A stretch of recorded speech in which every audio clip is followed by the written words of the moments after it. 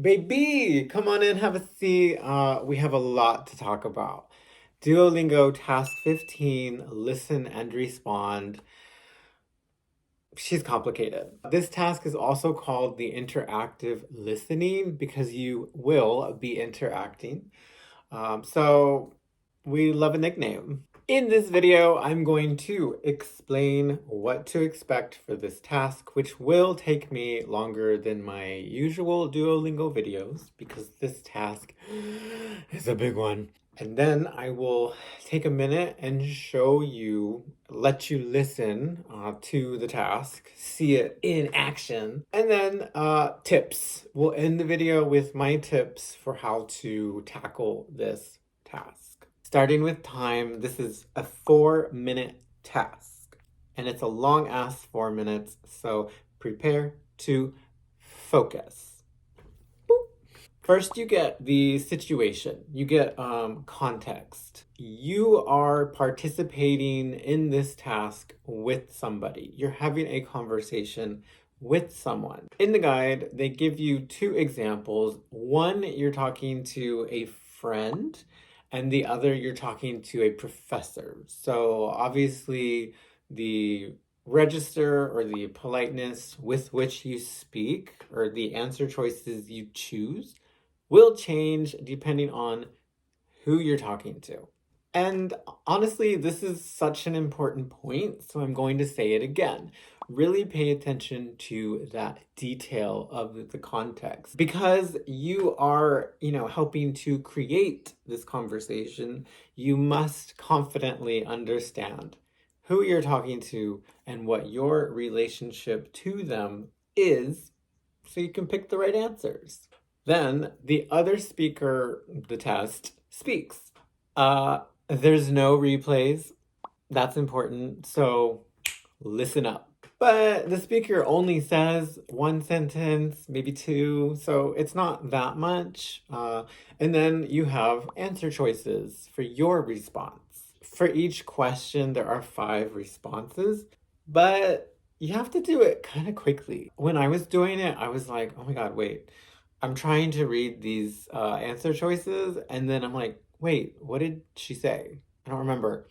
What did she say? I said so many things. Like You're perfect, some you're of them- beautiful, you look like Linda Evangelista, you're... In my mind, I was doing so many things for this task. I'm trying to remember the context or look back at it. For this task, you can look back at the situation. I'm trying to remember what the speaker said.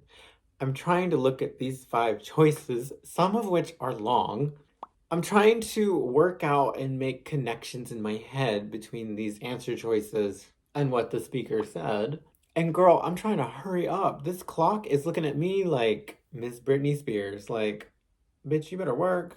You got 30 seconds left. And you're on question number 3. It was a lot. But anyways, you get the idea. Something also interesting but necessary for this task is they tell you immediately if you're wrong.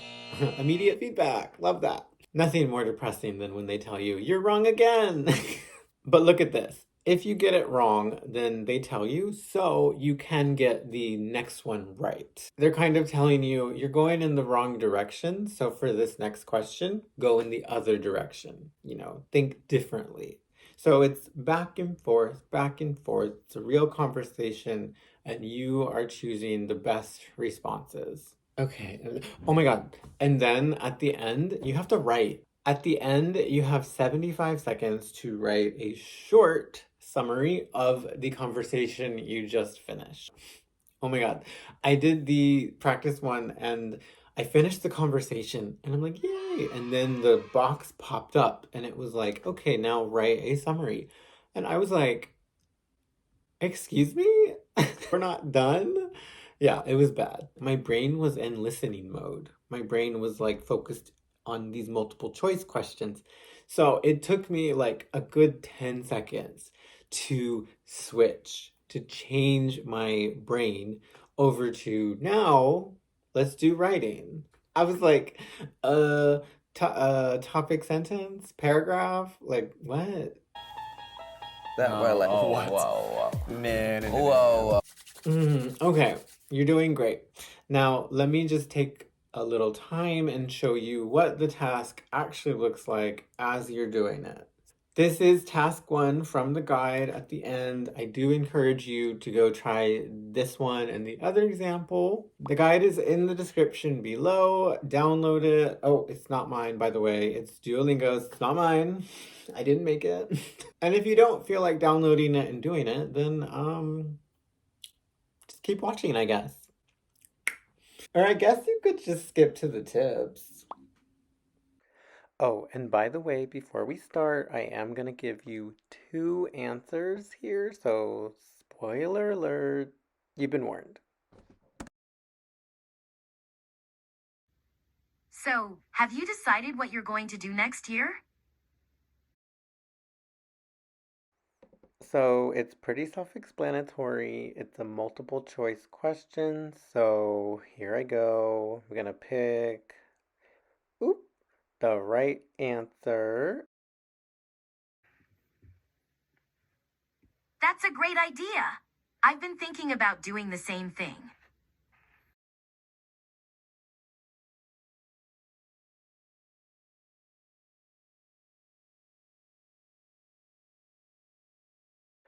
Also notice when I pick the right answer, it tells me I'm right, and if I'm wrong, it tells me I'm wrong.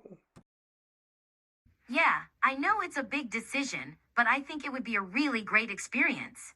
You get to travel and learn new things and meet new people. Okay, and then you do 5 of those. After the 5, you get this summary box. It's a cool task, right? Okay, give me the tip. Number 1, reference words are really important for this task. Pronouns, sure, like she, her, whatever, but I'm thinking that. And even it. I mean, look at the material. I've been hearing that too.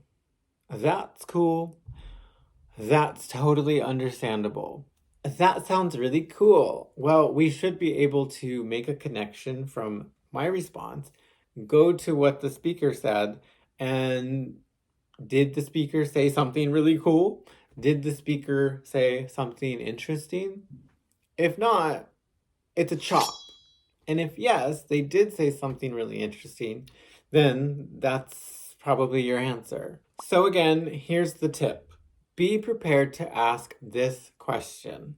Does the pronoun or reference word in my response match with whatever the speaker said? If yes, then there's your answer. And if no, tip 2. Tenses. Pay attention to the timing of the speaker and the timing of the responses or your answer choices. Now, this I don't think will work for, all the questions, but it did work for the first question. I mean, it's something I did to answer the question. She said, have you decided what you're going to do next year? Clearly, we're asking about next year, the future. So then we get these answer choices. If we look at the tenses, some work better than others.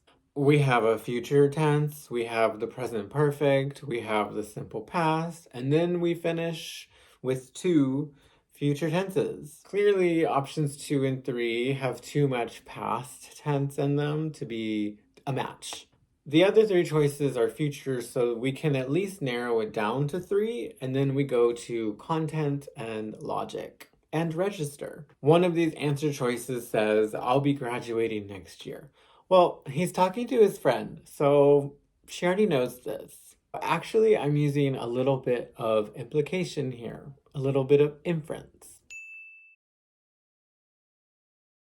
The last option, well, she asks a simple question, so I should probably answer it, and this option doesn't answer it. So then we have option 4. Is it a logical answer? Yes. Does it match the timing? Yes. Perfect. So tenses help. Ow. Okay, wait. And third tip. God. Remember, this is a real life, natural conversational task. So you have to keep in mind while you're doing this, what would I really say to this person? What would be an appropriate response? Like in number 2, really? That's an appropriate answer to your friend. Like, really? Really? Really? Really? The answer is not always yes, no. I believe so. I feel like it's kind of our nature when we're taking a test like this that, we like that concrete answer, but sometimes that's not how it is in real conversations. And on the reverse side, if it is someone above you, a superior, a professor, a service worker, something like that, then yeah, you need to pay attention to the politeness English, the register. And then we get to the writing. Okay, I'm gonna toot my own horn here for just a second. My example summary was kind of just like their example summary, so some people say I am AI, but just so you can see some examples, read mine and read theirs. I will be honest, I was kind of like, I don't really know what they're looking for here. But when I saw that our samples matched, or mine matched with theirs, I felt a lot better. So look at these briefly.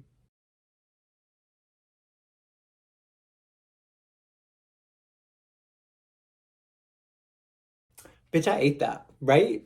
But let me tell you my thought process. Immediately, I felt like the time was going by so quickly, and I panicked. I was like, okay, grammar, vocabulary. I thought, well, I need to show I can put together some vocabulary, some advanced grammar, and then I'll do that while writing about the content. That's how I approached it. And the first thing I turned to was reported speech. You are reporting a conversation, so you have an opportunity to use this advanced grammar. Reported speech is great because you can easily mix high-level vocabulary with your reporting verbs, but you can also show you know how to do the grammar. It's hard grammar. It's a to teach too. Teaching reported speech, I think I would rather like mow the lawn. No, take that back. And then I just kind of used my basic testing strategy for writing. Let me just go through my catalog of grammar points in my head, my grammar concepts, I know, and just pick. Just, okay, now I need to talk about my options after graduation, relative clause. My options after graduation, which include and then I kept going. Okay, now let's do a connector for the next sentence. In addition, I blah, blah, blah, blah, blah, blah. I got lucky, a phrasal verb popped in my head, brought up, so I was like, yes, well, let's use a phrasal verb. Okay, to summarize, my tip here, my last tip for this video for the writing summary is don't panic, it's not much time. So focus on your language, focus on your grammar and vocabulary while you write about the content. I assume that they score this writing the same as the other production tasks, the other writing tasks. So yeah, show them what you know. And if you need more tips on writing for exams, girl, I don't even know where to begin. Actually, really, I don't know a video to reference. I'm gonna put them in the description below because I've done quite a few on writing for exams. Love that. Is that it? Task 15. Are you done, girl? I hope so. Writing this video wore me out.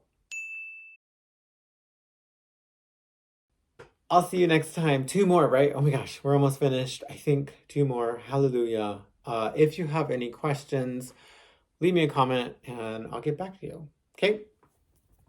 Bye.